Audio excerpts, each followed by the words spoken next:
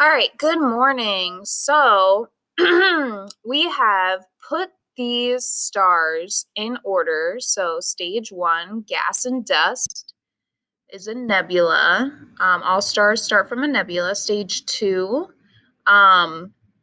should be the protostar stage, where it's gas and dust and it's heated up to glow. It's not fusing yet. Stage 3 is when fusion starts. This is a main sequence star and it's fusing hydrogen, and that's the birth of a star.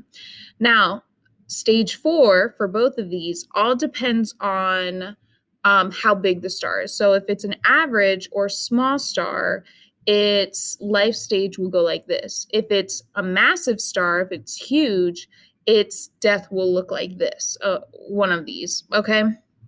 Down here, okay? So stage 4, helium and heavier elements start to fuse. After it runs out of fuel, it'll become a planetary nebula where the outside of it will just puff away.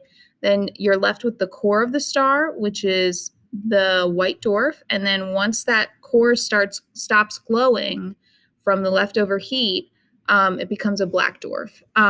If you have a massive star and it runs out of its fuel at the red supergiant stage, it'll implode in on itself, which is a supernova. And there's two things that can happen. If it's just a regular massive star, it can become a neutron star. And if it's a black hole, or if it's like a super massive star back here, it'll become a black hole. So this next section, you're looking at the sun, highlight, and you're comparing these stars in these life stages to the temperature and the brightness of the sun. So a black dwarf, which is like dead, its temperature is 2,500. That is cooler than the sun. A white dwarf at 8,000 to 15,000, that's going to be hotter. So right after the outer layers of the star puffs off and you're just left with the hot core, it's hotter than the sun. A red giant is going to typically be cooler, right? 3,000 to 6,000. Main sequence average star, 5,000 to 10,000, would be same to hotter. If you have a massive star, it's a whole lot hotter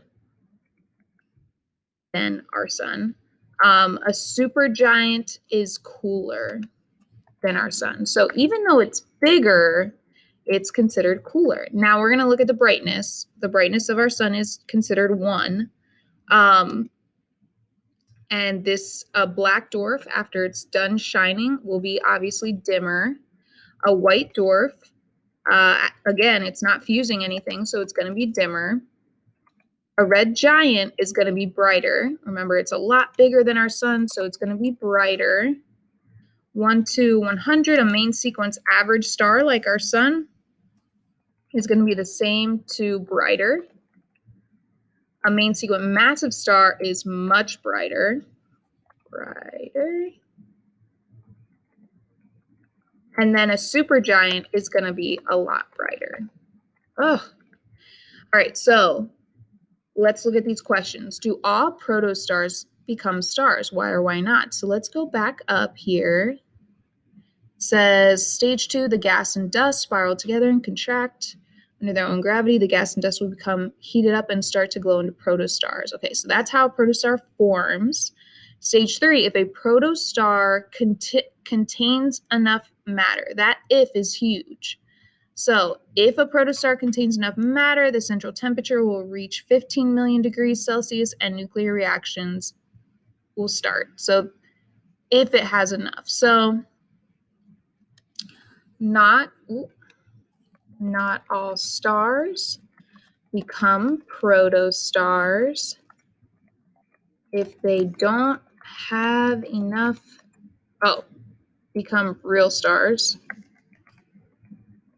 Not all hopefully you guys caught that. Protostars become real stars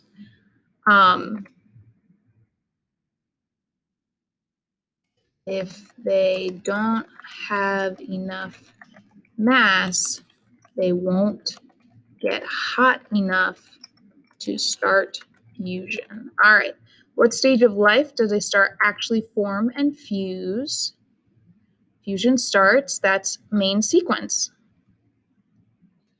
Main sequence.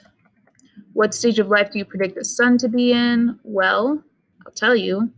The sun is in the main sequence stage. It's fusing hydrogen right now. It's actually halfway through its 10 billion year life. All right, so main sequence. Which type of star is brightest? So let's look at these. And it looks like supergiant. If we look at the brighter numbers, supergiant is much brighter. What does the core have to do in red giants and red supergiants to fuse more complex elements? It has to get hotter. So, or contract down. The core gets smaller and hotter to fuse more elements. That's from our notes. Or we can get it from up here, I think.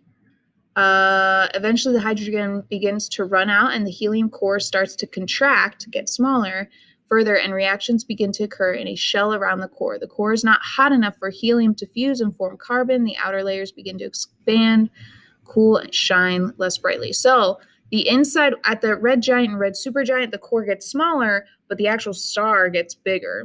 That's why it's a red giant or red supergiant. So how is a massive star's stage 4 different than an average star's stage 4? So stage 4, right there. Helium core contracts.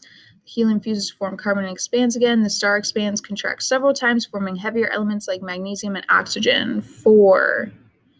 The core is now hot enough for helium to fuse and form carbon. The outer layers expand and cool. So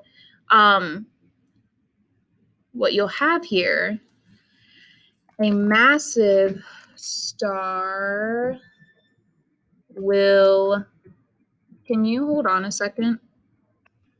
So a massive star will will fuse heavier, come on now, will fuse heavier elements. So we get more elements from those bigger stars. White dwarfs stars are typically the dimmest of all stars. What life stage are they in? Well, they're dead. So they are afterlife. They are afterlife and not fusing any more. So they're not making any new elements. Why do some massive stars become neutron stars and others black holes?